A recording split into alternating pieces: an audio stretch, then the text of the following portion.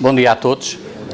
Bem, muito obrigado pelo convite, é uma honra estar aqui presente e partilhar um pouco daquilo que é feito na Europa e é feito em Portugal ao nível da logística reversa de embalagens.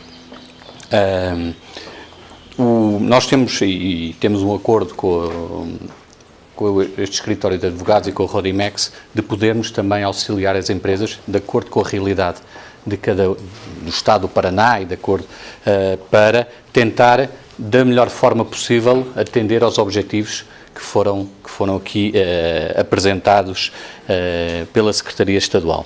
A primeira nota que eu gostava de deixar é que não tenho de forma alguma a pretensão de estar a comparar Portugal com o Brasil.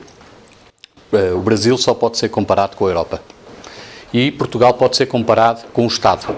Assim como a Europa tem Estados-membros, o Brasil também tem Estados. E por isso a comparação que eu posso fazer é de Portugal com o Estado do Rio de Janeiro, com o Estado do Paraná, mas sempre adaptada à realidade de cada um dos Estados, tal como aconteceu na própria Europa, como vou apresentar mais à frente. E também, como também eu vou apresentar, não existe um sistema ponto verde europeu.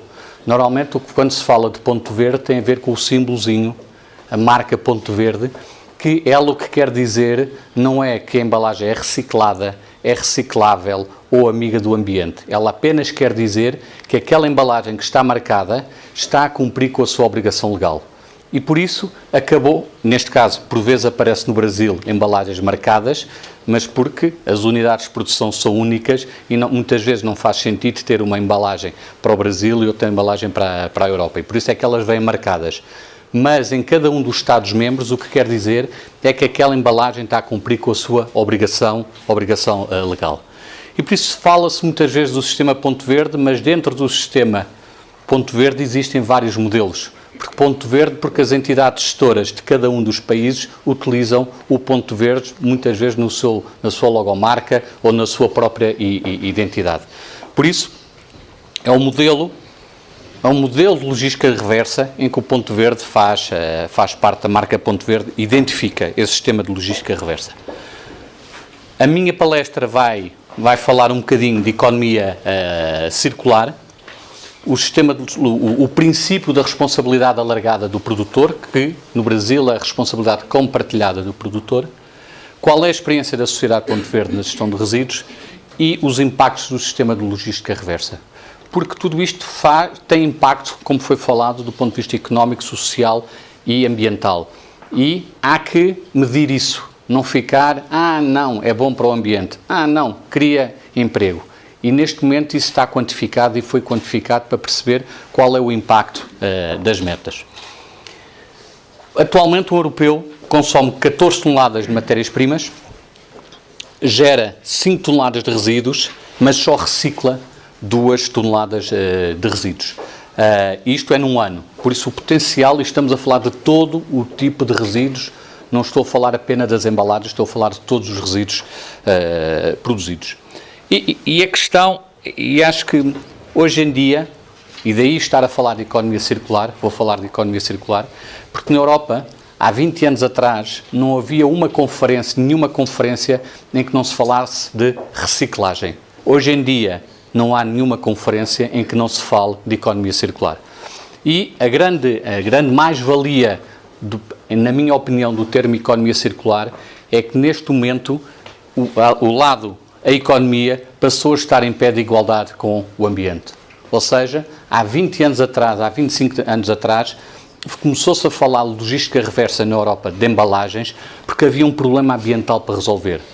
Havia um problema de um descarte ilegal das embalagens. Eu recordo-me de ver um filme de França em que as pessoas iam no rio jogar os resíduos. E por isso esse problema tinha que ser resolvido, esse problema tinha que ser atacado, e era um problema ambiental. Passados estes anos todos, a economia passou a estar ao mesmo nível, a gestão de resíduos não é visto como um custo apenas, a gestão de resíduos cria valor para as empresas, cria valor para a sociedade, e daí o termo economia circular ser tão falado e, mais uma vez, tão feliz, na minha opinião. Porque necessitamos de economia circular, por uma questão ambiental, como falámos, o uso ineficiente dos recursos tem impactos negativos, os gases e efeitos estufa, as emissões, o esgotamento dos recursos, a pressão social, pensar que a classe média global daqui a uns anos será de cerca de 5 bilhões em 2030, e por isso a pressão vai ser muito grande ao nível do consumo e depois da necessidade de recursos, e por esse motivo também o acesso a matérias-primas. E por isso é um tema, não é um tema como há 20 anos atrás, que ficava bem falar-se em ambiente, ficava bem. Hoje em dia é uma necessidade, é imperioso atacar-se o assunto. E eu passava agora um pouco a falar de como é que tudo isto acontece a nível Europa. E tudo começa a nível comunitário, a nível da União Europeia. E, tal como aqui no Brasil, a nível federal. E por isso, a nível da União Europeia, a nível de Bruxelas, como normalmente nós designamos, como aqui a nível de Brasília, se fala Brasília, são definidas a legislação comunitária e as estratégias temáticas comunitárias que depois têm que ser transpostas todas para as leis nacionais e para os instrumentos de planejamento nacionais. Por isso, houve a vontade política da parte de Bruxelas de fazer tudo as coisas acontecerem. E os Estados-membros tiveram que seguir essa vontade política nas suas políticas e também nas suas leis. Este é o exemplo das diretivas comunitárias que foram publicadas para os diferentes fluxos de resíduos. Ou seja, existe uma lei-quadro, como a Lei Nacional, no Brasil, a Lei Nacional dos Resíduos, e depois, para cada fluxo de resíduos, existe uma diretiva. Embalagens, pilhas, elétricos e eletrónicos, a diretiva aterros, a nível da incineração. Porque, como podem ver, a das embalagens foi a primeira a ser publicada. E porquê? E é sempre dado este número, que é igual também aqui no Brasil e nos diversos estados. E estamos a falar de resíduos urbanos, os resíduos de nossas casas. Cerca de 50% dos nossos resíduos são orgânicos. 20% a 25%, depende do país, são resíduos de embalagem. E os restantes 25% ou 30% são outro tipo de resíduos, são uma multiplicidade de resíduos. E por isso havia que atacar o problema de 1/4 dos resíduos urbanos. E daí ter surgido, ter sido a Diretiva Embalagens, em 1994, a primeira a ser publicada. Dava as diretrizes, mas dava algo extremamente importante, que era as metas. E definia as metas, mas antes disso, todas as diretivas têm que ser transpostas para as leis nacionais. E estas são as leis portuguesas da transposição das diretivas. E, por exemplo, mesmo quando há uma alteração da lei que decorre de uma diretiva, tem que haver uma validação prévia por parte da União Europeia para garantir que estão a ser cumpridos os princípios. Nada é definido em termos de modelos, apenas em termos de princípios e de metas tem que estar assegurado. Luís, só para você ter uma ideia, o Luís estava explicando para nós esse decreto legislativo, né, nacional aqui, não é provisório, né? Ele fica tem 2 anos depois da diretiva, sim. Em média, né? É importante explicar isso. Ou seja, depois de ser publicada uma diretiva, os Estados-membros têm 2 anos para transpor para as leis nacionais. E se não forem transpostas, existem penalizações, estão previstas penalizações para os Estados-membros, que eu não tenho a certeza, mas que poderão ter impacto mesmo a nível dos fundos comunitários a que os Estados-membros podem ter acesso. E por isso existe esta obrigação desta transposição para cada um dos Estados-membros. Mas estava eu a dizer que na diretiva são definidas também as metas.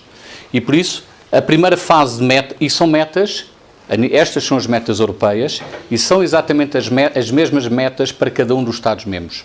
Okay?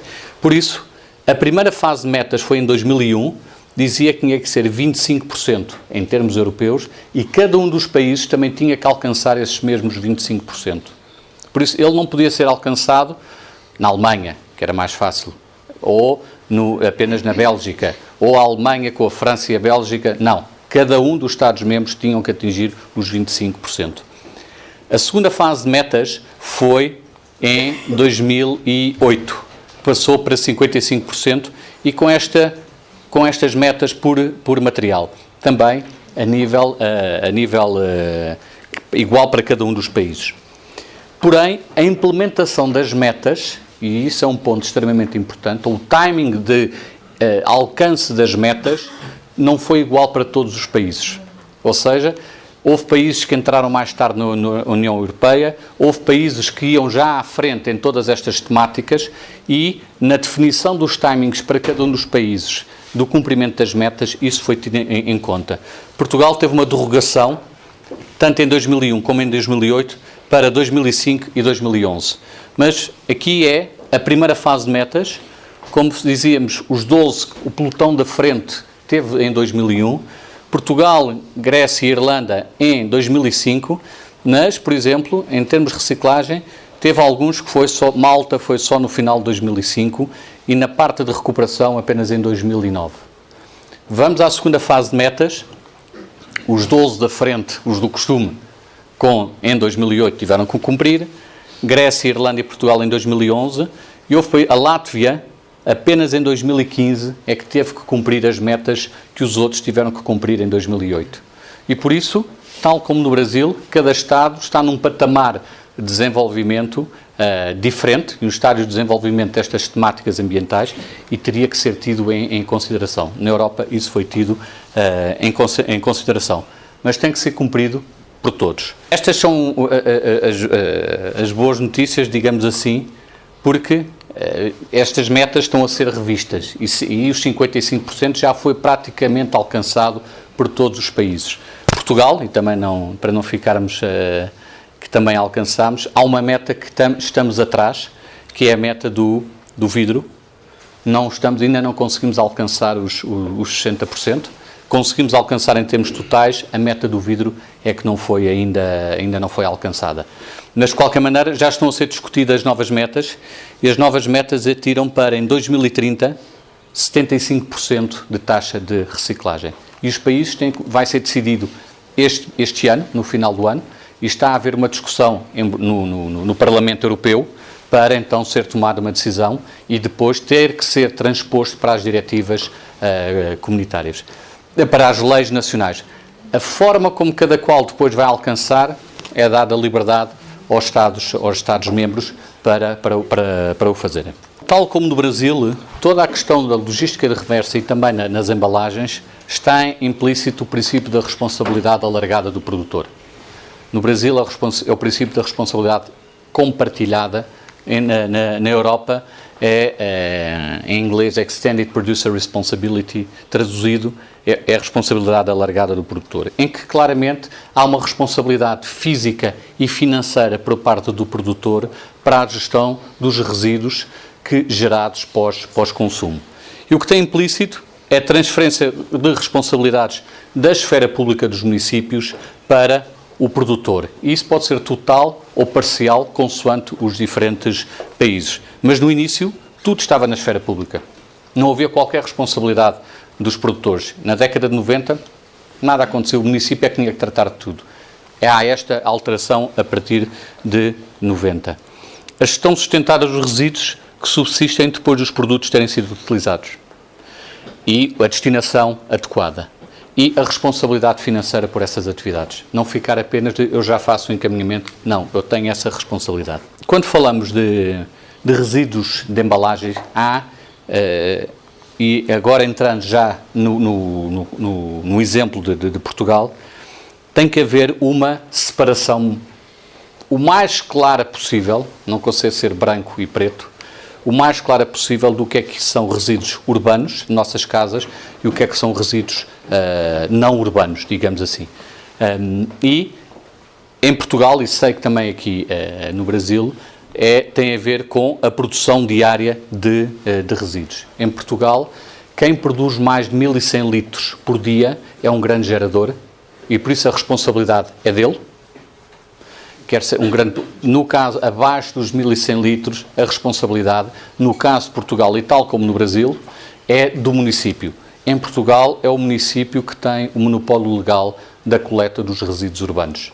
E por isso, tudo o que é feito ao nível de logística reversa de embalagens tem que passar pelos municípios.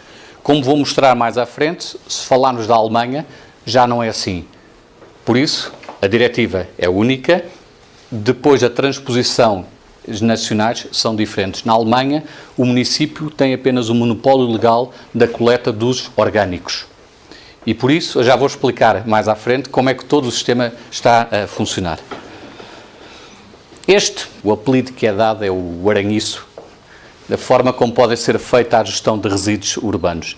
Onde está o ponto verde, aqui, é onde nós vamos captar embalagens no final de linha. Por isso, ao nível dos resíduos urbanos, temos a coleta do indiferenciado, da seletiva de embalagens ou da seletiva de orgânicos. E aqui é todo o tratamento que pode ser dado aos resíduos. A grande área de atuação em todos os países acaba por ser aqui, ou seja, na coleta seletiva de embalagens, que os resíduos são triados e depois são obtidas as embalagens. Mas, como vamos assumir que ainda há pessoas que se enganam a fazer a separação e os resíduos de embalagem vão para o indiferenciado, o tratamento ou é através de incineração, e vamos buscar as embalagens, as escórias de incineração metálicas, que são também recicladas, ou então com unidades de tratamento mecânico-biológico, que o objetivo é produzir composto orgânico, mas vamos buscar as embalagens que saem no final de linha, se tiverem condições para serem recicladas. Okay? Por isso, é desta forma que cumprimos as metas que foram apresentadas há pouco. Falando agora de embalagens, tal como aqui no Brasil, quem coloca embalagens no mercado tem duas possibilidades para o seu tratamento. Ou cria um sistema próprio, ou adere a um sistema integrado. Okay? Tanto num caso como noutro, tem que ser licenciado pelo órgão ambiental. Ou seja, a empresa pode dizer, eu tenho o meu sistema próprio, mas o órgão ambiental tem que licenciar o seu sistema próprio. Mas ao ter um sistema próprio, o que quer dizer? Quer dizer que uma embalagem de PET da marca X não pode aparecer num PEV. Porque se tem um sistema próprio, ele é que tem que assegurar que essas embalagens são coletadas pelo país inteiro. Se não faz sentido do ponto de vista económico, então tem um sistema integrado. E então adere ao sistema, através de um sistema integrado, que é a Sociedade Ponto Verde, que é uma entidade gestora, que na Alemanha é o Dual System Deutschland, a DSD, ou em França é a Ecoemballage, e são esses os sistemas integrados. Por isso, o embalador, como nós chamamos, ou envasador, tem duas hipóteses, ou sistema próprio, ou sistema integrado. Em Portugal, tinha uma empresa de águas com um sistema próprio, mas que rapidamente perdeu a licença, porque era impossível estar a garantir que no Norte eles faziam a coleta igual que faziam em Lisboa. Era uma forma de fugirem ao sistema. Ou seja, dessa maneira não tinham que declarar à Sociedade Ponto Verde, não tinham que pagar à Sociedade Ponto Verde e tentavam fazer de maneira própria. Mas o órgão ambiental atuou e tirou-lhes a licença porque havia vários incumprimentos e os incumprimentos era a embalagem aparecer num PEV, que não podia. Eu no início da minha fala comecei a dizer que o princípio é o mesmo, as metas são as mesmas, o modelo de implementação do sistema é que pode ser diferente. E estas cores, aqui neste mapa, ilustram os diversos modelos de implementação da logística reversa.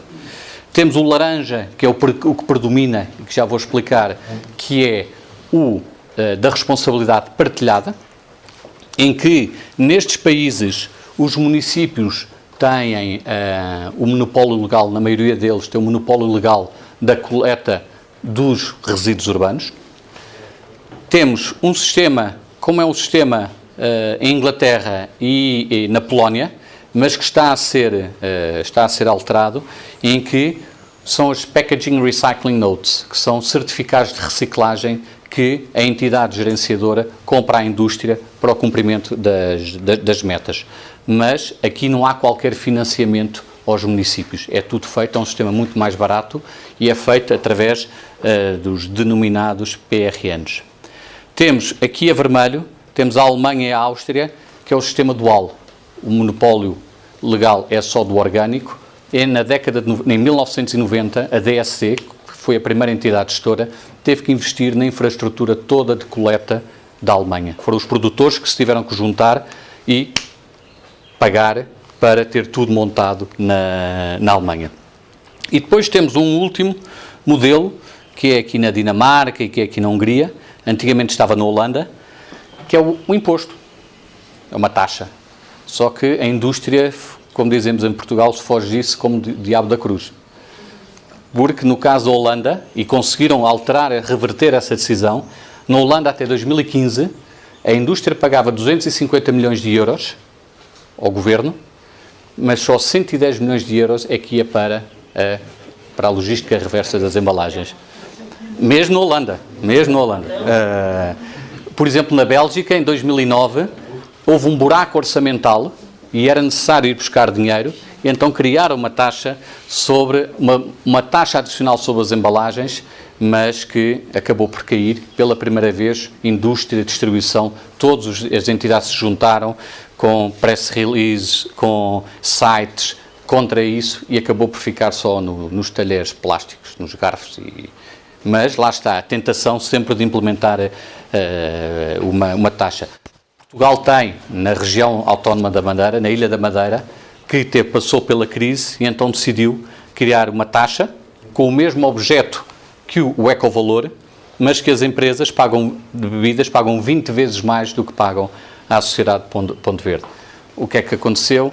As empresas colocaram uma ação em tribunal contra a região, o governo da Madeira, e pronto, neste momento o tema está em tribunal. Por isso, mas existe na Hungria e existe na Dinamarca. Por isso, rapidamente, o modelo dual. Como eu disse, o modelo dual está implementado na Alemanha e na Áustria. A responsabilidade é total da indústria, pela coleta seletiva, triagem e reciclagem. Eles têm que tratar de tudo. Os municípios podem concorrer aos concursos, mas em pé de igualdade com os privados, porque são organizados concursos, leilões, para cada uma das regiões, para a coleta, e os municípios podem concorrer em igualdade com os privados. E por isso é que se fala do sistema dual. Dual System, um sistema para a infraestrutura para o orgânico e infraestrutura para as embalagens. Temos depois o sistema da responsabilidade partilhada, que é aquele que prevalece na maioria dos países europeus, em que a responsabilidade é partilhada através de acordos financeiros para o custeio parcial ou total da coleta seletiva. A responsabilidade pela coleta urbana, como eu disse, é dos municípios, e os modelos financeiros variam de país para país. Por isso não há um modelo. França tem que pagar o custo total. Em Portugal nós pagamos apenas o custo acrescido que os municípios têm que fazer para a coleta seletiva. Parte-se do pressuposto que a infraestrutura da coleta dos orgânicos é a mesma da seletiva e pagamos o custo adicional. Se na prática isto é assim, não é, mas é importante que esteja na lei para as negociações dos valores que são acordados com o Governo. Mas algo que é extremamente importante, e há pouco falou-se na lei, e falou-se muito na lei, e a lei tem que ser perfeitamente clara sobre quem faz o quê e quem paga o quê. E a lei portuguesa, que foi transposta da diretiva, porque a diretiva não define estas obrigações, não, isso é dos Estados, cada um dos Estados-membros, diz apenas isto. Os municípios ou as entidades gestoras dos sistemas municipais, são os consórcios, porque tem consórcios em Portugal, são responsáveis pela coleta dos resíduos urbanos e devendo beneficiar das contrapartidas financeiras que derivem da aplicação do sistema integrado. Isso fica perfeitamente claro, e depois diz de que origens, da recolha seletiva ou das estações de tratamento mecânico-biológico. Mas diz aqui que devem beneficiar das contrapartidas financeiras. Diz aqui que os embaladores e importadores, as empresas, são responsáveis por suportar os acréscimos de custos com a coleta seletiva e triagem. Acréscimos pela razão que eu disse há pouco, que é o custo acrescido para se fazer a coleta comparativamente com os orgânicos. E depois diz o que é que essas contrapartidas financeiras, ou esses valores, têm que suportar. o custo da coleta e triagem, ou do que sai das estações de tratamento mecânico-biológico. E são responsáveis pelo encaminhamento dos resíduos de embalagens presentes nos resíduos urbanos. Por isso, são também os embaladores, as empresas, através das entidades gestoras, que têm que garantir o destino final dos resíduos. O comércio não participa da logística reversa. Participa de outra maneira, que eu já vou mostrar. Antigamente, e houve aqui uma grande alteração na lei, que foi, e é recente, é de dezembro do ano passado, quem dava a garantia que os resíduos eram encaminhados para reciclagem, em Portugal, eram os fabricantes de embalagens e matérias-primas de embalagens. Isso acabou. Acabou porque, na realidade, eles não davam garantia nenhuma. Porque se uma indústria do vidro, por exemplo, que é fabricante de embalagem, não quisesse comprar, não ia comprar. Não ia comprar. Quem tinha que garantir que aqueles resíduos saíam do município era a entidade gestora. E por isso fazia sentido há 20 anos atrás ter este princípio, ter esta garantia de retoma, chamava-se a garantia de retoma. Na prática, quem estava a aplicá-la era a entidade gestora. E de que maneira? E vou dar um exemplo. Em 2005, houve um excesso de papelão em Portugal. E por isso, quando fomos vender o papelão, a indústria disse, não quero comprar. E o papelão deixou de ter valor. Ou dizia, eu até compro, desde que vocês paguem para eu ficar com o material. Okay? O que é que foi feito? E por isso, mas de acordo com a lei, eles tinham que ficar com o resíduo. Tinham que garantir isso. O que é que foi feito? Foi a Sociedade Ponte Verde que alugou galpões, armazenou o papelão, à espera que o mercado virasse e depois, a seguir, deu o destino adequado. Mas a coleta não parou. Ou seja, a população nem deu por isso.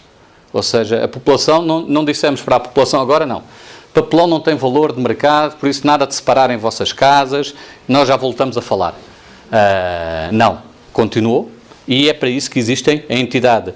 Os embaladores, é essa a responsabilidade de garantir que a coleta nunca para. Respondendo à pergunta, o comércio e a distribuição não podem comercializar qualquer produto cuja embalagem não esteja de acordo com o previsto no artigo. Ou seja, a responsabilidade deles, não sendo financeira, hoje em dia já é financeira, porque um Carrefour já tem marcas Carrefour.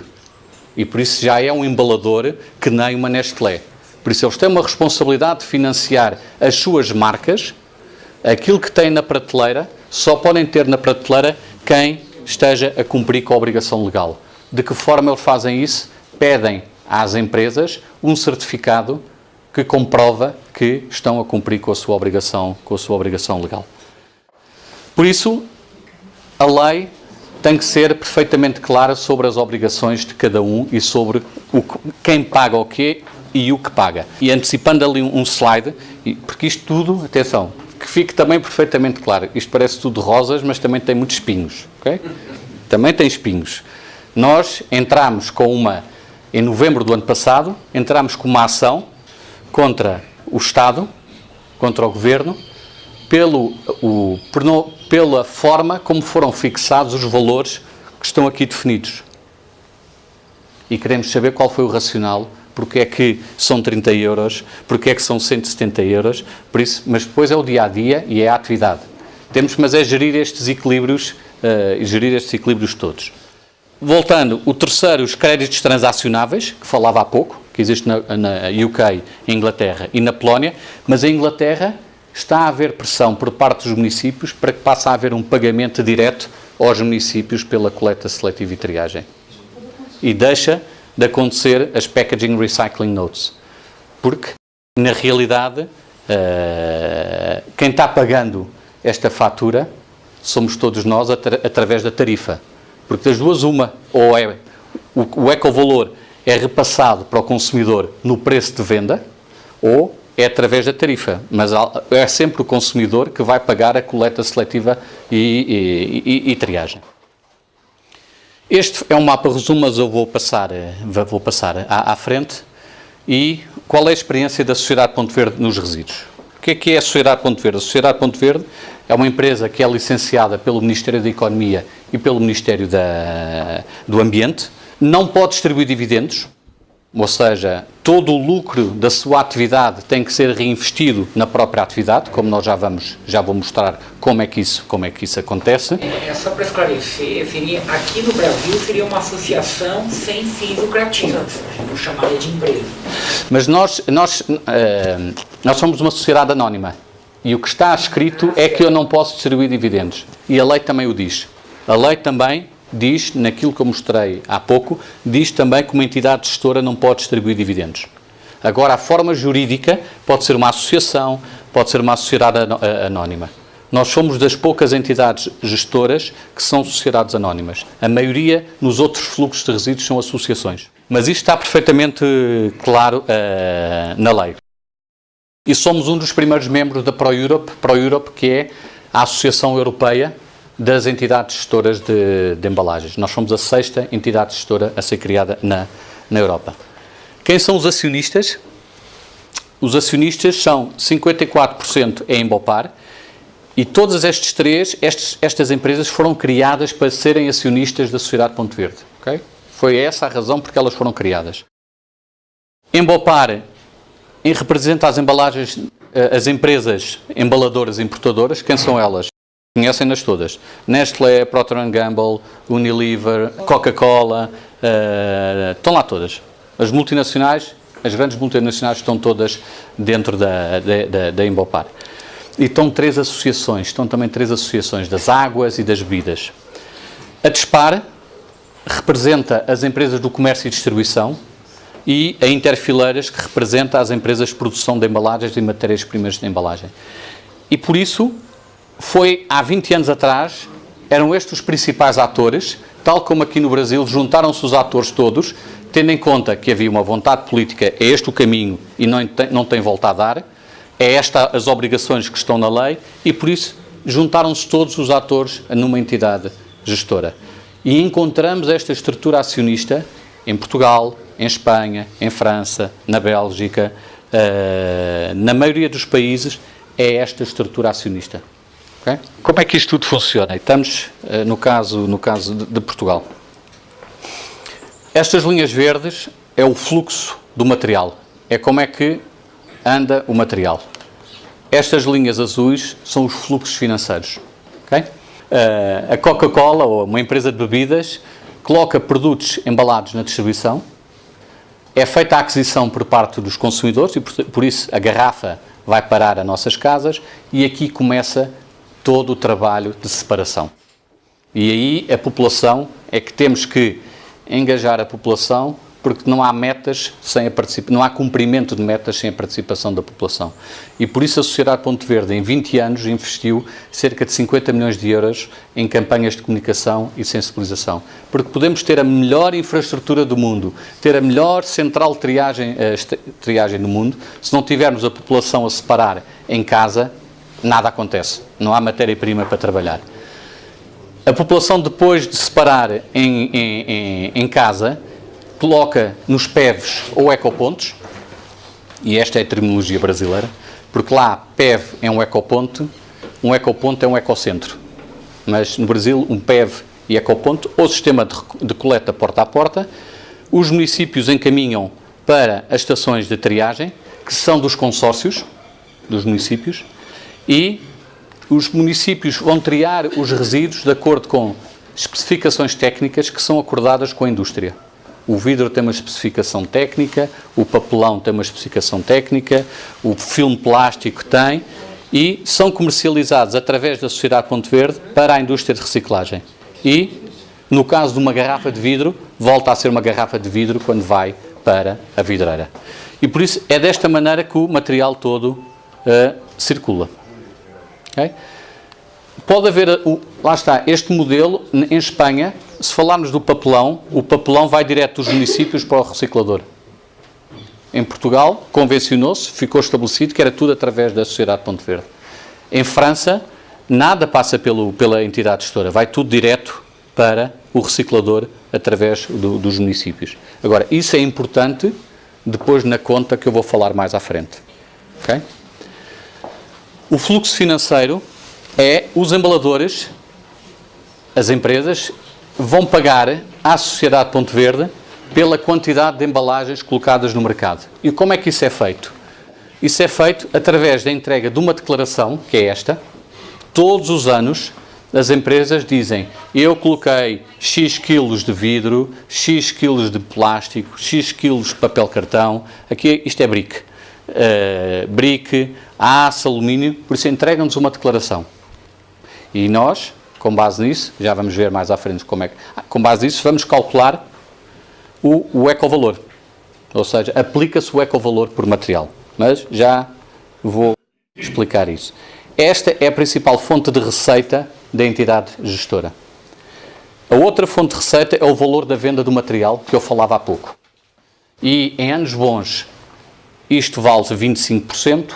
Anos bons, quando o mercado está comprador e os preços em alta. Em anos maus, isto chegou a valer apenas 5%. Okay? Quem fecha a conta? Este. Com este dinheiro todo, a entidade gestora vai pagar pelo sistema de coleta e de triagem, que representa cerca de 90% a 95% dos custos do sistema. Ou seja, 90% a 95% dos custos é para a coleta seletiva e triagem. Já vamos ver mais à frente o resto. Por isso, aqui vamos buscar o dinheiro, essencialmente aqui, para pagarmos depois aos municípios. E quando fazemos um orçamento, a conta tem que zerar no orçamento. Okay?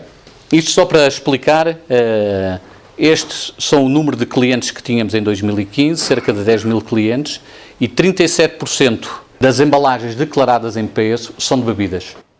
E não é muito diferente aqui no Brasil, não vai ser muito diferente. O mix é muito semelhante em cada um dos países. Temos depois o setor dos bens alimentares, com 23%, e 16% a distribuição e retalho a varejo, com as marcas próprias. Mas são o vidro que tem o maior peso. E porquê? O vidro não, as bebidas. Porquê? Por causa do vidro. E por isso que cria maior peso. Por isso, é a declaração que nós já vimos. E agora, como é que é a equação financeira do SIGRE? Qual é a conta que nós fazemos todos os anos? Como é calculado, quais são as contas que fazemos todos os anos? Por material, vamos ver qual é o valor da coleta e da triagem. Vamos adicionar comunicação e pesquisa e desenvolvimento, porque na nossa licença estamos obrigados a apoiar projetos de pesquisa e desenvolvimento no setor das embalagens e resíduos de embalagem. Juntamos os custos da estrutura da empresa, todos os custos normais de uma empresa, e são estes os custos do sistema, da entidade gestora. Vamos deduzir o valor da venda dos materiais, que eu falei há pouco. E, a seguir, eu já falo dos RES, e a seguir sabemos quanto é que temos que pedir às empresas para financiar o sistema. E isto é feito por material. Dividimos pelas quantidades e temos uma tabela de preço por quilo. E esta declaração, estas quantidades, aplicamos a tabela de preços por quilo.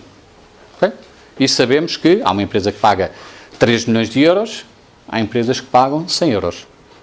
Por isso, varia muito. O que é que isto é o RES? São as reservas. Ou seja, tudo isto nós conseguimos mais ou menos estimar corretamente. Porque sabemos qual é a evolução dos municípios, temos uma tabela que se falava há pouco, que é fixada pelo Governo para a coleta e triagem após uma negociação. Por isso, a única variável que nós não sabemos é o valor da venda dos materiais. E podemos estar a estimar, e eu uso sempre o exemplo do papelão, que o papelão, e este ano estávamos a estimar que custaria 85 euros, 90 euros por tonelada. O último leilão, que foi o mês passado, o papel cartão está a 160 euros por tonelada. Porque o mercado está em alta e por isso é aproveitar. E por isso vai certamente gerar no final do ano resultados líquidos, dividendos, e por isso quando eu fizer a conta do próximo ano, eu vou bater e reinvisto na própria atividade. Ou seja, as empresas não vão ter que pagar tanto pelo ecovalor, porque consegui ir buscar aqui no valor da venda dos materiais. Porém, eu há pouco disse que em Espanha, no papelão e em França, quem vendia o material era o município. tudo bem, pode vender, desde que na conta final para os embaladores esse valor seja tido em conta. E em França é feita uma estimativa de qual vai ser o valor da venda do material e ele só vai pagar o valor net. Ou seja, o município não vai receber, vamos supor que isto é 100, aqui é 20, 80, nós só vamos pagar 80 e não vamos pagar os 100, não. Tem que entrar sempre nesta equação. Okay? Em Portugal já houve consórcios que nos disseram, nós queremos passar a vender o material. E eu digo assim, ok, tudo bem. Quero o papelão, não é? É. Mas também vai levar o plástico, também vai levar o BOPP, também vai levar o filme. Então não. Só querem o papelão, que é o que tem valor. E depois dizem, nós não estamos habituados a negociar com os recicladores e por isso não temos essa capacidade. Não. Então continuamos a funcionar como sempre funcionamos. Por isso, este ecovalor é calculado por material. É muitas vezes dito que isto tem um peso muito grande no preço dos produtos. E quando isto for implementado, os preços vão aumentar. Os preços de venda ao consumidor vão aumentar. Nós fizemos uma pequena análise, tendo por base preços de venda ao público. Nós não temos os preços de custo da produção dos produtos e por isso temos que nos basear apenas quanto é que é o impacto do ecovalor num preço de venda ao consumidor. E temos aqui este cabaz, isto está em letras pequeninas, isto é uma cerveja de 33 centilitros, 330 ml e representa 0,7% do preço de venda de uma garrafa de cerveja. Se falarmos do azeite virgem galo, que tem cá muito, 0,35%. Do açúcar granulado, o açúcar branco, um pacote de 1 kg, representa 0,07%. Onde pode ter um peso mais significativo é na água engarrafada, na água de luso, que tem 1,8%. Porquê? Porque uma garrafa de água, o principal custo é a embalagem. A água não tem valor. Por isso o ecovalor pode ter um impacto grande no preço de venda ao público. Mas em todos os outros é perfeitamente marginal. Uma lata de salsichas, detergente, leite, 0,44%. Por isso, é este o peso que tem no preço de venda ao público. Esta foi a evolução a evolução da taxa de reciclagem. Nós chamamos, porque é que estou a dizer que a taxa de reciclagem aqui aparece taxa de retoma? A taxa de reciclagem é do país. Porquê? Porque o que é colocado no mercado, que se falava há pouco, o total no denominador e no numerador aquilo que é encaminhado para reciclagem. No caso da Sociedade Ponte Verde, eu só posso ter no denominador aquilo que eu estou a gerir. Okay? Aquelas empresas que celebraram contratos connosco e declararam as suas embalagens. O que quer dizer que existem empresas que estão em incumprimento. Sim, existem empresas que estão em incumprimento. São os denominados free riders. Mas quem pode atuar é apenas o Governo, através das autoridades fiscalizadoras. Nós não podemos fazer nada. Por isso, nós teremos uma cobertura de mercado de 90%. Há aqui uma franja de 10% que está em incumprimento, mas é o Governo que tem que atuar. E, só para explicar, isto é declarado tudo online pelas empresas. As empresas diretamente online têm até dia 31 de março para fazer a sua declaração e ninguém tem acesso aos dados. Ninguém. No contrato que nós celebramos temos um acordo de confidencialidade. Só podemos transmitir esses dados ao órgão ambiental ou aos órgãos fiscalizadores. Não podemos transmitir a mais ninguém. O Conselho de Administração tem lá, são 10 pessoas, e que tem lá pessoas de cada um dos acionistas, da Embopar e da Dispar. Um trabalha uma das maiores empresas de bebidas, que é administrador de uma das maiores empresas de bebidas. Ele não tem acesso aos dados. A administração não tem acesso aos dados. E desde sempre foi assim. Desde sempre foi assim para garantir total confiança ao nível do sistema. As únicas, quem sabe, sou eu e a minha equipe, que é a equipe operacional. A equipa operacional e executiva é que tem acesso a essa informação. Esses dados são auditados? São. Ou seja, nós, se suspeitamos que uma empresa está a subdeclarar, vamos lá, auditamos. Se estivermos errados, pagamos nós. Se a variação for superior a 5%, paga a empresa. É isso que está definido. Mas também temos casos, e é um caso que eu gosto sempre de contar, há dois casos, o bom e o mau, e o menos bom. Ou não sei se é bom ou se não é. Não interessa, classifiquem depois. Uma empresa, em 2009, quando fizemos estas contas, estávamos à espera, como tínhamos reservas, estávamos à espera de ter um prejuízo de 10 milhões de euros. Okay? Mas tínhamos reservas, não valia a pena estar a pedir às empresas, quando nós tínhamos lá um dinheirinho que permitia financiar o sistema todo. Na realidade, o que acabou foi por ser 15 milhões de euros. Porque o malvado do papelão passou de 66 euros para 6 euros em 15 dias. E isto deu uma pancada muito grande, que tivemos quase que ir ao banco pedir dinheiro emprestado, como qualquer empresa, mas conseguimos aguentar. No ano seguinte, tivemos que aumentar os ecovalores em 36%, ou seja, as receitas em 36%, que é um pontapé.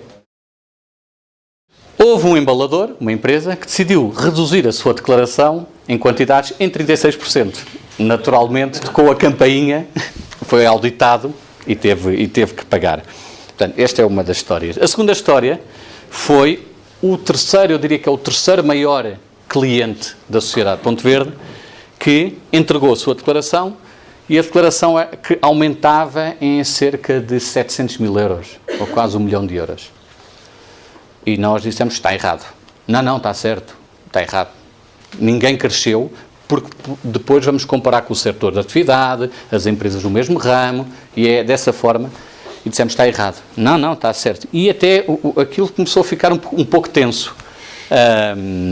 Até que veio o argumento de dizer, não, está certo que o meu diretor assinou. Está bem, o seu chefe assinou, mas ele também pode errar. E conseguimos convencê-lo a ir fazer uma auditoria, a auditar a declaração, e na realidade estava enganada. Eles tinham pesado embalagens cheias, em vez de terem pesado embalagens vazias. Mas podemos dizer, vamos ficar com este 1 milhão de euros, que é uma boa grana, não é? Mas mais à frente alguém ia verificar isso e nós tínhamos que estar a devolver. E não é esse o papel, não fazia qualquer sentido. Por isso auditamos e verificamos tudo isso.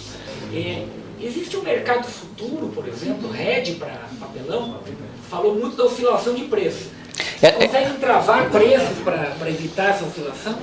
Não. Nesses mercados não é um mercado assim tão sofisticado e está muito dependente da China. O grande problema é a China abre a porta ou a China fecha a porta e isto faz com que o mercado oscile. Mas é normal nesta indústria, e não sei se está alguém do setor, eu trabalhei, antes de estar na Sociedade Ponto Verde, eu trabalhei durante 16 anos numa empresa de celulose e de papel, que era concorrente das empresas brasileiras, porque também produzia a partir de eucalipto, e Portugal e Brasil são os grandes produtores de celulose a partir de eucalipto, de fibra curta, e era normal essa grande volatilidade, não tanto nos fine papers, mas mais neste tipo do papelão, do craft e tudo isso. Mas não há. Mas o sistema não pode parar por isso. Era um pouco... há uns anos atrás eu tive uma conversa com um assessor da ministra aqui do Brasil.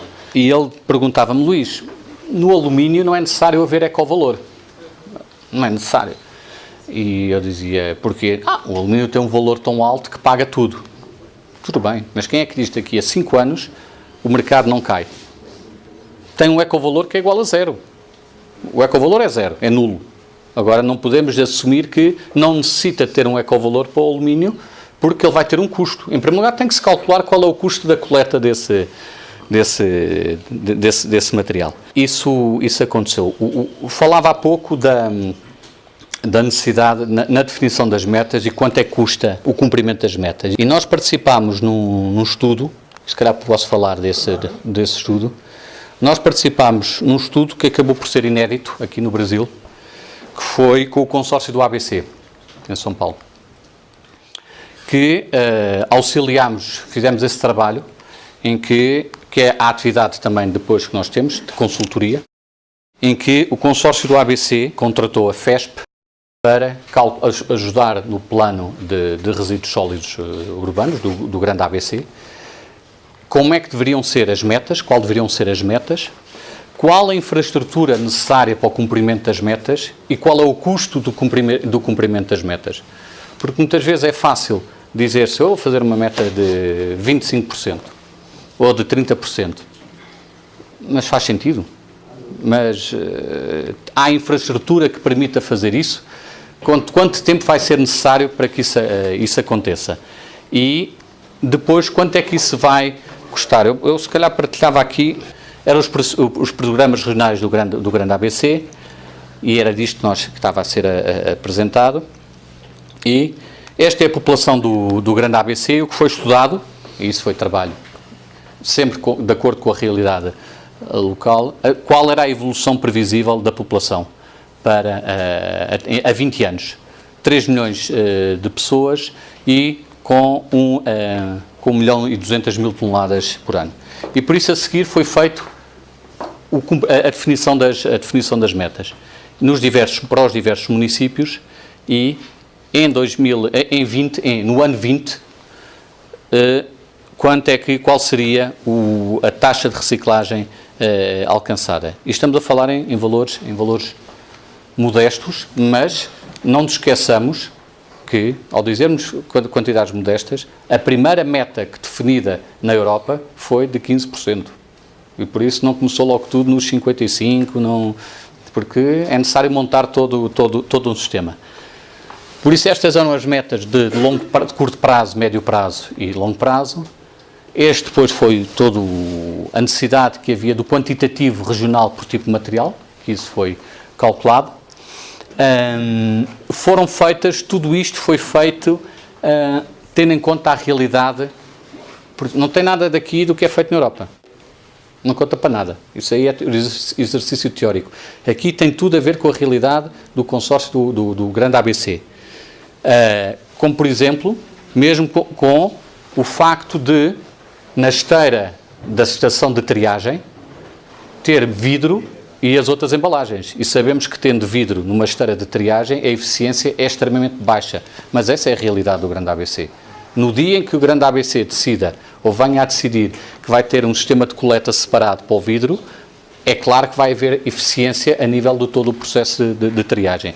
Por isso, isto teve em conta que, por exemplo, tem um PEV para cada 1.500 habitantes. Não foi colocado aqui o rácio que é a nível Portugal, que é, em algumas localidades, é um PEV para 250 habitantes, quando o número ideal é um PEV para 500 habitantes. É esse, normalmente, o número, o benchmarking é um PEV para 500 habitantes. E por isso, se a realidade é um PEV para 1.500 habitantes, é isso que tem que ser considerado, bem como um ecoponto para 30 mil habitantes.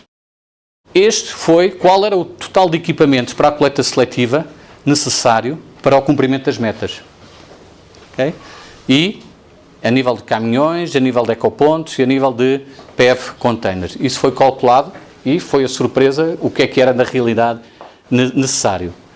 Qual é que eram as toneladas coletadas por caminhão por ano? Qual era a evolução para o cumprimento das metas?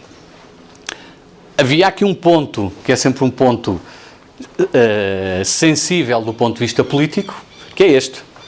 Mas nós íamos acompanhando, por isso a parte política era deixada é a realidade atual e com a FESP, estratégia com compartilhamento de estruturas e recursos, porque senão esta quantidade altera-se completamente, não é esta, é mais à frente, altera-se completamente esta. E aqui foi no pressuposto que havia uma partilha de recursos, porque só são necessárias 4 estações de triagem manuais e 5 semi-automáticas. Hoje em dia, já existe no grande ABC uma central de triagem semi-automática, que eu julgo que é em São Bernardo do Campo, e que está ao nível tecnológico de uma central de triagem em Portugal. Por isso está exatamente igual, tem uma cooperativa a operar lá dentro, é a cooperativa que está a fazer toda a operação dessa central semi-automática, O fabricante é espanhol, assim como em Portugal existem muitas centrais de triagem desse mesmo fabricante. Por isso, no pressuposto da partilha de infraestrutura, serão estas o número de centrais necessárias para o cumprimento daquelas metas. E depois, quais são os custos totais, porque essa é, como se costuma dizer, o $1 million question, quanto é que me vai custar o cumprimento daquela meta.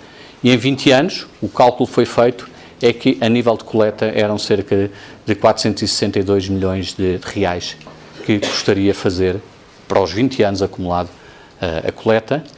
Este era o custo de investimento e operação, e por isso está-se aqui a assumir na coleta um aumento de eficiência, e por isso é natural, porque fazer coleta não é tão diferente do que entregar bebidas por parte de uma empresa. O caminhão sai numa empresa de bebidas, sai cheio e regressa vazio. Neste caso, sai vazio, regressa cheio. Uma empresa de bebidas tem que parar nos vários pontos de venda e demora 5 minutos, 10 minutos, demora. E uma empresa de coleta também tem que fazer de acordo com a realidade, se demora 10 minutos ou demora 5 minutos. Mas tem que haver eficiência. Tudo isto para dizer que tem que haver eficiência no sistema. Este era o valor da triagem, calculado. Quanto é que era o total de custos estimados de investimento para os 20 anos? Os custos de investimento da triagem, e por isso estamos a falar para cerca de 208 reais por tonelada no ano 20. No primeiro ano, 506 reais por tonelada no primeiro ano. Estes eram os custos por tonelada, mas havia aqui, e isto é, juntando a coleta e a triagem, passaria de 900 reais para 398 reais por tonelada, que era quanto custaria o cumprimento das metas no grande ABC. A conta que foi feita, que era sempre, e está sempre aqui o papelão, é: a conta fecha ou não fecha? Porque esse é o tema do município, ou dos municípios, essa conta fecha ou não fecha. Este era o custo, que foi visto há pouco. Este é uma estimativa de quanto é que o material vai valer em mercado, na venda do mercado. E por isso existe um déficit de menos 8 milhões de euros, menos 9 milhões de euros, menos 9 milhões e meio de euros. E é por isso que uma entidade gestora existe. Porque se esta linha verde, o valor da venda do material, fosse superior ao custo do seu tratamento e da sua coleta, não existia. Não fazia sentido, o mercado funcionava. Não havia razão. A razão porque existem entidades gerenciadoras, tanto a nível das embalagens, como os elétricos e eletrónicos, etc., etc., dentro do princípio da responsabilidade alargada do produtor, independentemente de quem vai pagar o quê, é porque esta conta não fecha. Pode haver momentos, já teve em Portugal momentos, em que o valor da venda do papelão foi superior ao custo. Excelente, mas passado 2 meses já estava outra vez a baixar. E por isso, é essa a razão da existência de uma entidade gestora, é isto, é a conta não fechar. Nesse caso, o custo é assumido pelo município aqui. Todos estes custos são assumidos, não com estas metas, digamos assim, aqui é no cenário mas é assumido. O município, sendo 12, 10, 5, 6, quem assume é o município na tarifa que passa para a população. Okay? Em Portugal também. Houve um presidente de um grupo de consórcios que houve uma vez, e eu estou sempre repetindo isso, que teve uma vez que me disse assim, a propósito da negociação sobre os valores que temos que pagar aos municípios: Luís, nós temos que ter sempre relações tensas, não podemos ter hipertensas. E por isso existe sempre uma tensão em relação a este valor, e quem paga o quê? Porque das duas uma, ou paga a indústria, os meus acionistas, ou pagam os eleitores. Não é a população, é porque aí estamos a falar dos eleitores, quem elege. E o tema da tarifa é um tema sempre muito sensível do ponto de vista político. Em Portugal, com a crise, houve uma revisão por parte da entidade reguladora da fixação das tarifas. Havia municípios que não cobravam tarifa do lixo. E era uma concorrência desleal com municípios vizinhos. E acabou. Lisboa não tinha taxa de lixo. E Lisboa teve que passar a ter taxa de lixo. Foi revolução, mas tinha que acontecer. Tivemos a Associação dos Hotéis, Restaurantes e Cafés a vir falar connosco para os ajudarmos na discussão com o município. Eu disse, opa, não tenho nada a ver com esse tema é vosso, eu já tenho muitos assuntos, esse tema é um tema vosso, mas posso dizer que era injusto não estar a ser pago, os hotéis, restaurantes e cafés, que são grandes geradores, não estarem a pagar qualquer taxa do lixo. É importante frisar aqui que lá funciona o modelo de consórcio, não é aterro individual. Lá é consórcio. Vários municípios se reúnem. Nós assinamos contrato com 33 consórcios, hoje em dia já são menos, mas porque houve fusões. Vamos dizer que são com 28 consórcios municípios, mas em França são 3.400 municípios, que é com a embalagem que tem que assinar contratos. Por isso lá está, os modelos tem que haver uma adequação à realidade e ao enquadramento legal de cada país. Por isso, esta era uma pergunta, e eu diria, de acordo com quanto é que custa, foi feito um estudo no Brasil, e foi a primeira vez que este estudo foi feito. Este estudo foi usado, tanto quanto eu sei, naquela ação de São Paulo, do Estado de São Paulo, do Ministério Público, que foi junto este estudo, porque quanto é que isto é um custo? Quem é que vai pagar este custo? Vimos tudo isso, mas qual é o impacto? E então entramos na questão dos impactos que se falava há pouco para a sociedade, do ponto de vista económico, ambiental e social. E estas estamos a comparar a Alemanha e Portugal, quais são os impactos de emissões evitadas num país e noutro. Lógico, aqui está refletida a dimensão de um país e de outro. A reciclagem tem a melhor pegada ecológica de todas as frações de resíduos.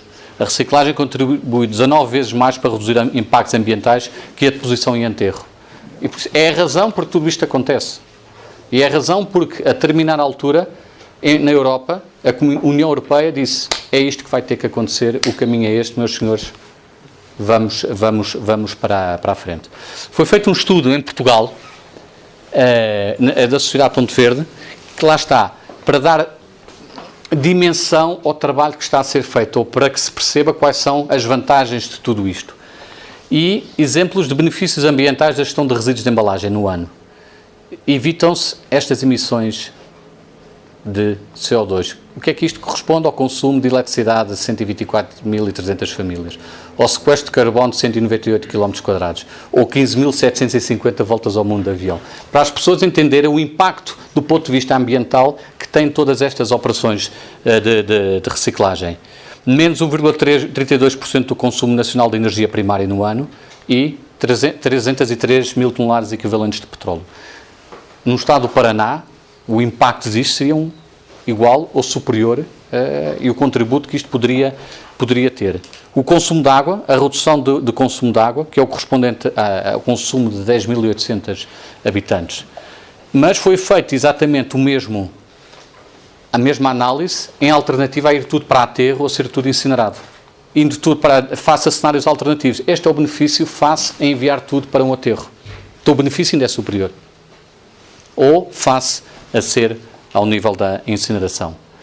Contributo em termos económicos representa mais de 71 milhões de euros no PIB do país e, em resumo, e faltava-me aqui este dado, o VAB 2,25 e 2.400 trabalhadores associados à gestão de resíduos de embalagens. Foi feita a mesma análise para os resíduos urbanos e representa cerca de 15 mil trabalhadores a geração de emprego. De acordo com o pacote da economia circular, que está a ser discutido em Bruxelas, para 2030, a estimativa é de criação de mais de 500 mil postos de trabalho com a implementação do pacote da economia circular. Ou poupança para as empresas de cerca de 600 mil milhões de euros. Por isso, é este o benefício para a sociedade da implementação de um sistema de logística reversa.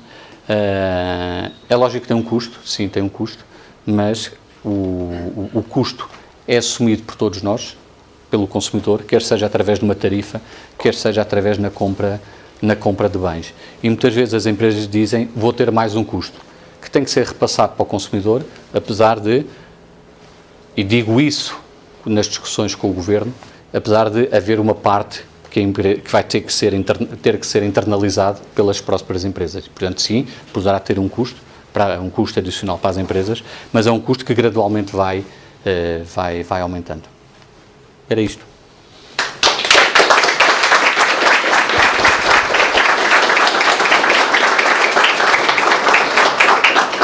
agradecer ao Luiz, né? É uma visão diferente do que a gente está acostumado a ver inclusive a comparar. E eu vou deixar aberto para algumas perguntas, quem tiver alguma pergunta, algum interesse, né?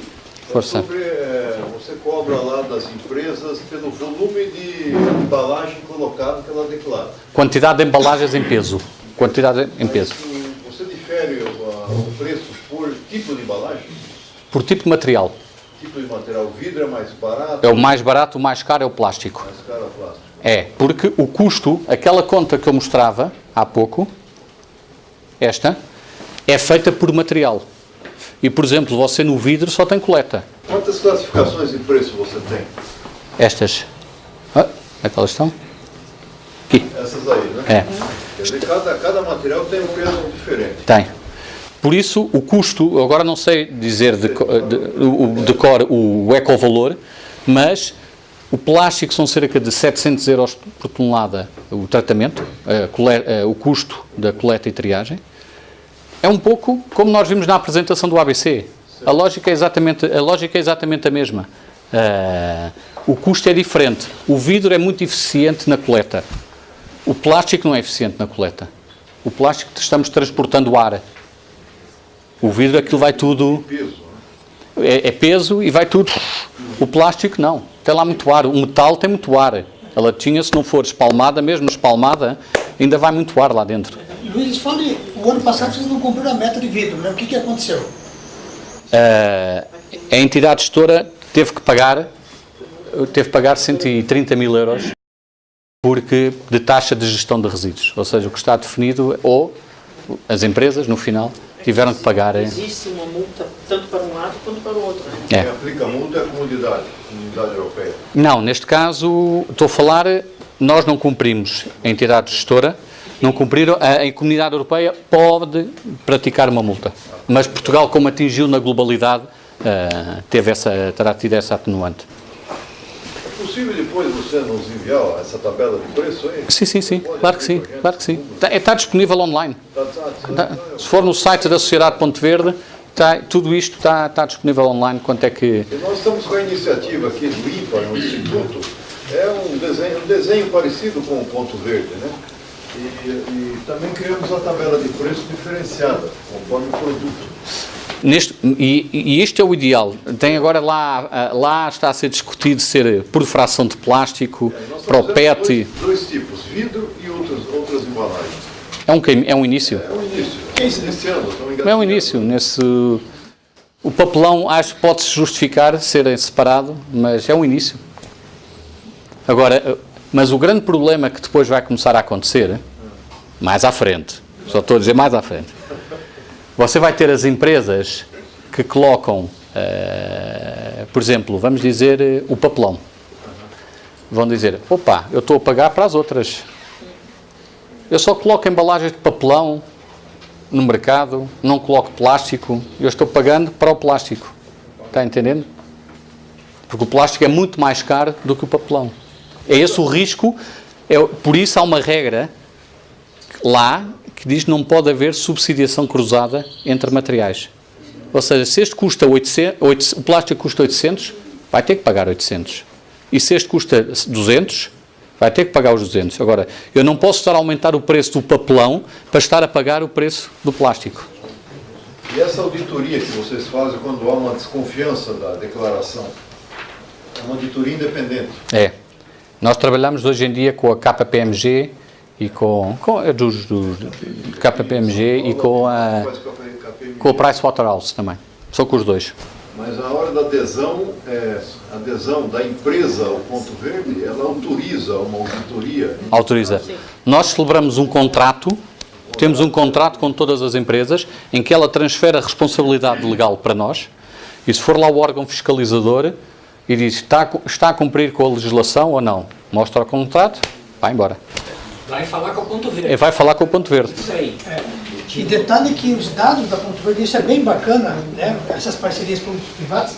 Teve um período, o Luiz estava falando, que os dados do Ponto Verde eram mais precisos que os dados estatais, não era isso? É sempre o tema dos órgãos estaduais, é esse, porque é possível, é possível porque as empresas têm que fazer declarações, têm que fazer o registro dos resíduos que produzem. Só que é difícil. Mesmo em Portugal, já passados esses anos todos, há tanto erro naqueles mapas, naqueles relatórios, há tanto erro. Um exemplo da BIMAP em São Paulo, que quando foi a KPMG, E mesmo multinacionais. dobrou o valor. Por isso nós como auditamos e acompanhamos esses dados, fica muito mais fácil. Mas no início, e respondendo também comentando um pouco, a fala de há pouco, quando tudo começou há 20 anos atrás, as empresas também estavam muito reticentes. Não assinavam contratos, até que houve um dia que o Governo pôs no jornal que ia avançar com as fiscalizações. E começaram a enviar cartas. E de repente foi o milagre da multiplicação dos contratos. Se não fizer a parte deles, Mas essa é uma mensagem para aquele lado. É porque nós não podemos fazer tudo. Nós não podemos fazer tudo porque não temos enquadramento legal para fazer.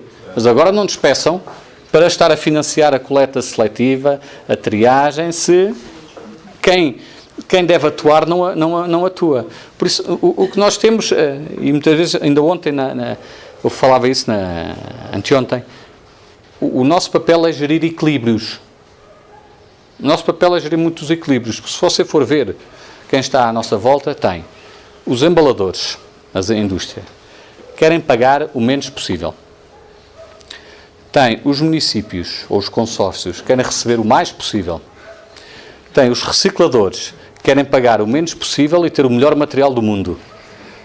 Tem as ONGs, que querem que nós reciclemos tudo e mais alguma coisa. Até a rolha, a colherzinha de plástico. Temos os acionistas. Os acionistas que são, ao mesmo tempo, têm que ter aquele papel que é: eu tenho que aprovar um aumento do ecovalor de 20% na empresa que me está pagando o salário. Eu vou aprovar uma coisa que a minha empresa vai ter um custo acrescido. Portanto, é mais esse equilíbrio. Mas o Governo, que, como costumo dizer, quer dar sinais políticos com o dinheiro da indústria. E por isso, é esta gestão de equilíbrios, e eu digo isto porque foi com o Secretário de Estado, há uns anos atrás, em que estávamos a negociar um valor de um projeto piloto, e ele dizia para mim: Luís, mas eu gostava, estávamos discutindo qual deveria ser o valor, e ele queria que fosse o valor mais alto, claro, e eu dizia-me, eu gostava que fosse este valor, que era cerca de 60% mais alto, porque queria dar este sinal político, e está-se a iniciar. E eu respondi ao Sr. Secretário de Estado, com o devido respeito, dê lá os sinais políticos com o seu dinheiro e não com o dinheiro da indústria. E por isso nós gerimos esses equilíbrios todos. Mas só na última negociação que tivemos dos valores que são fixados pelo Governo, e que sai um despacho do Governo a dizer a coleta, o custo por tonelada do vidro é X, o custo por tonelada é Y, isso foi um despacho. Foi um despacho na lei. Houve uma negociação. Existe uma modelagem e pode ser um algoritmo, pode ser o melhor algoritmo do mundo. O segredo de tudo isto é o que é que você coloca lá nos inputs. E os inputs que foram dados pelos municípios levavam a que nós fôssemos pagar 110 milhões de euros por ano. Acabou por fechar a 67 milhões de euros ou 68 milhões de euros. Porque entramos na discussão de o baldeamento. O município diz: o baldeamento de um PEV eu demoro 10 minutos. Não. Você deve demorar 6 minutos a fazer o baldeamento, porque eu tenho prova que filmei que ali demora 6 minutos. O salário do município A é diferente do município B. Não quer saber. Existe uma entidade reguladora, é ela a fonte, é ela que deve fornecer qual é o valor do salário. Por isso nós funcionamos um pouco como o tampão em representação dos nossos clientes, em representação da indústria, nesta negociação e neste equilíbrio. Como é que é essa relação que você falou do custo ali, tem a questão de pesquisa e desenvolvimento? Tudo que a gente fala aqui, as embalagens, no Brasil, ela tem a questão meio complexa. Como é que é essa relação com a academia ou essa questão da inovação de uma empresa de pesquisa? Nós, nós já investimos, nos últimos anos, apoiámos em cerca de 2 milhões de euros em projetos de pesquisa e desenvolvimento. Está na nossa licença, hoje em dia, que 2% das nossas receitas são para apoios de projetos de pesquisa e desenvolvimento, que são submetidos pela academia ou por empresas, e nós, se entrar no âmbito e trouxer vantagens para o sistema, nós apoiamos a fundo perdido, sempre, e parcialmente ou totalmente, consoante o projeto. Mas, por exemplo, nós apoiamos um projeto de retirar o cheiro de peixe das embalagens de isopor. É esse tipo de projetos que acabamos por fazer. Ou um projeto que permita ir buscar o vidro nas estações de tratamento mecânico-biológico, porque o vidro acaba todo por quebrar e partir, e qual é o processo tecnológico que pode ser feito, e está a ser usado o da mineração, de conseguir ir buscar essas quantidades de vidro. Por isso é esse tipo de apoio, porque vai contribuir para nós contribuirmos a meta e vai contribuir, teoricamente, para que o sistema seja mais eficiente e que seja mais baixo. Por isso há um benefício associado a isso. Luís, pegando um gancho aí na pergunta dele, na comunidade europeia, por exemplo, como é que é o intercâmbio tecnológico em função para você obter esses índices? O índice de reciclagem cresce com o crescimento de tecnologia disponível no país. Então, vamos pegar um exemplo na França, por exemplo. Eles estão num estágio, eles têm domínio sobre a tecnologia de reciclagem de um determinado plástico. Portugal não tem. Como é que funciona? Vocês intervêm nesse meio de campo? Nós, pode ser feito ao nível da entidade gestora ou ao nível da própria indústria de reciclagem. Mas nós temos contactos, existe intercâmbio, eu falei há pouco da associação da ProEurope. E ao nível da ProEurope, com todas essas entidades gestoras, existe intercâmbio e identificação das melhores práticas. Por exemplo, no final de setembro, eu vou estar na Alemanha para ver uma nova tecnologia ao nível de valorização de resíduos, que é a pirólise. Vou à Alemanha, porque não existe em Portugal, e então vamos com a DSD, com a entidade gestora da Alemanha, ver como é que funciona e se faz sentido poder atrair alguém para vir para Portugal. Mas uma pergunta na sequência. Existe uma tendência do tipo de pirólise para geração de energia que vai muito de encontro ao crescimento desses índices? Ou não? Ou ele pode substituir a reciclagem convencional?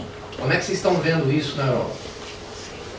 Existe uma preocupação muito grande existe a hierarquia de resíduos, em que a reciclagem é a segunda que está no topo. A eliminação, a valorização energética está lá em baixo.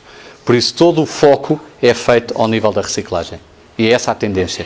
E depois começamos a discutir coisas muito estranhas, onde deve ser calculado o ponto do que é reciclado. É no final do reciclador ou à entrada do reciclador? E essa é uma discussão pela questão da disparidade às vezes que aparece nos números. Mas não, é reciclagem, o foco todo é reciclagem. Em relação às empresas de telecomunicação, como que elas estão inseridas neste processo? Existe adesão por parte dessas empresas em relação à responsabilidade que elas têm com a telefonia celular, com o descarte desses produtos? Existe, e também em Portugal existem duas entidades gerenciadoras de resíduos elétricos e eletrónicos, e todas essas empresas estão a cumprir a sua obrigação legal, porque isso é uma obrigação legal, aderindo a essa entidade gestora. Agora, o sistema é um pouco diferente das embalagens, porque nos elétricos e eletrónicos o município não tem um papel, não tem um papel ativo, e por isso tem que ser as entidades gestoras a montarem os seus sistemas de coleta pelo país inteiro para cumprir as metas. Mas elas estão lá, isso existe. Muito obrigada. Por nada. Só que fazer uma palestra para você.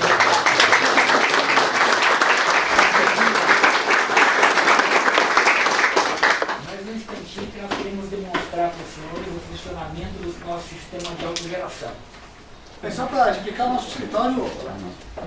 Nós, além de fazermos esses eventos, a gente acredita muito no que a gente faz. E a gente acredita que as empresas vão buscar um parceiro também, seja no jurídico, seja um parceiro comercial, que também desenvolva atividades. E nós agora, recentemente, acabamos de instalar aqui no nosso escritório a autogeração energética, né?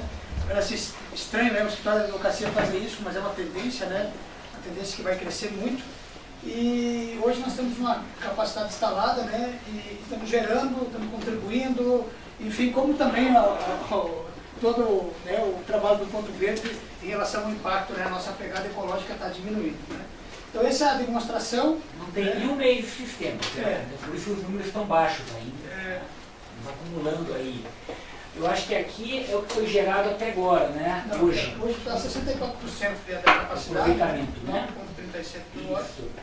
Eu acho que ali em cima é o 16, eu acho que foram gerados até o momento. É o pico. É o pico. O pico por causa do período, do horário.